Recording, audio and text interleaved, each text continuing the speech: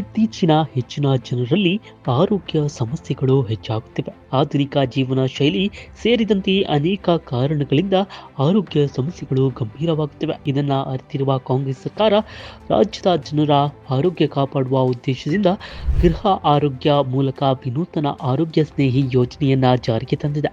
ಗೃಹ ಆರೋಗ್ಯ ಯೋಜನೆ ಮೂಲಕ ಆರೋಗ್ಯ ಇಲಾಖೆ ಸಿಬ್ಬಂದಿ ಮನೆ ಮನೆಗೆ ತೆರಳಿ ಜನರ ಆರೋಗ್ಯ ತಪಾಸಣೆ ಮಾಡುತ್ತಿದ್ದು, ಜನರಿಂದ ಒಳ್ಳೆಯ ಪ್ರತಿಕ್ರಿಯೆ ದೊರೆಯುತ್ತಿದೆ. ಈಗಾಗಲೇ ಯೋಜನೆಯಡಿ 22 ಲಕ್ಷ ಜನರಿಗೆ ಕ್ಯಾನ್ಸರ್ ತಪಾಸಣೆ ನಡೆಸಲಾಗಿದ್ದು, ಈ ವೇಳೆ 5,000ಕ್ಕೂ ಹೆಚ್ಚು ಶಂಕಿತ ಕ್ಯಾನ್ಸರ್ ಪ್ರಕರಣಗಳು ಆರಂಭಿಕ ಹಂತದಲ್ಲಿಯೇ ಪತ್ತೆಯಾಗಿವೆ.